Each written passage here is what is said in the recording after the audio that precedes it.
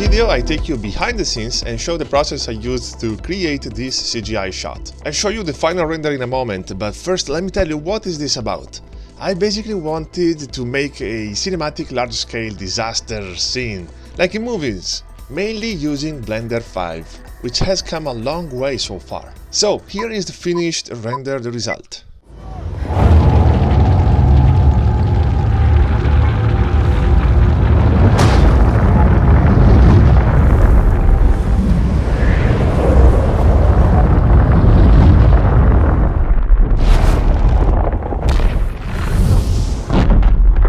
When making simulations, there is one important thing to keep in mind. Things can get computationally heavy and slow pretty easily. So, especially on a deadline, it's crucial to plan an intelligent strategy before even starting.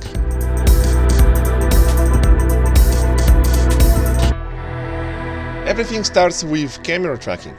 In other words, when you have a real footage like this, you recreate the exact camera movement inside the software, in this case, Blender. With the same tracking points, I rebuilt a simple geometry to represent the mountain surface. Pretty basic, but accurate enough to refine later. Now, I needed a spaceship, but with a very specific look. No time for modeling. So first, I asked the ChatGPT to generate for free the image of a large-scale spaceship that could somehow look like a scorpion. I choose a scorpion because I'm tired of how all spaceships look in movies.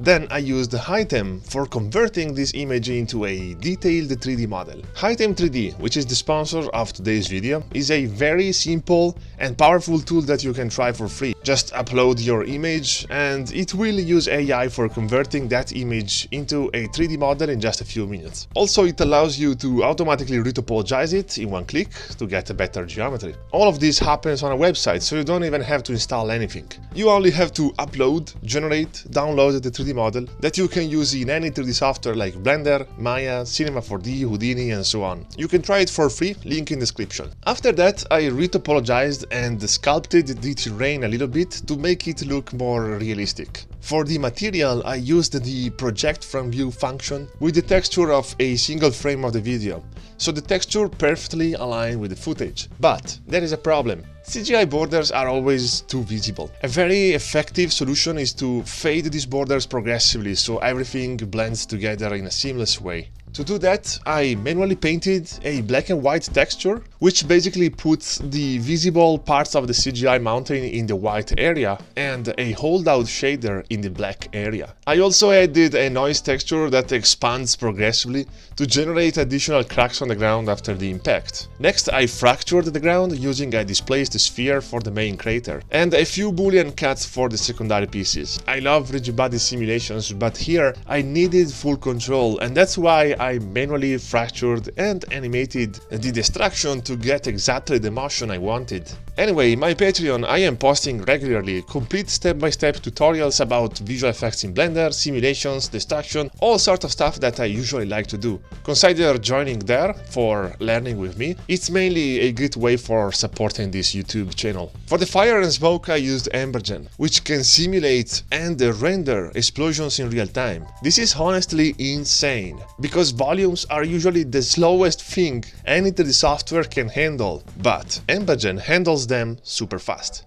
I also used it for the particles simulation, since it's excellent for that too. Once the simulation was ready, I rendered the fire and smoke directly inside Embergen using holdouts. This gave me a fire render that integrates perfectly in Blender, and the entire fire render required just about 3 minutes in total. Also, by doing this, no gigantic cache files to store.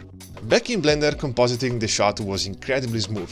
In the last year, Blender developers did a great job introducing the GPU-accelerated real-time compositor in Blender. You can basically watch the final composited shot directly in the viewport of Blender. But what is compositing?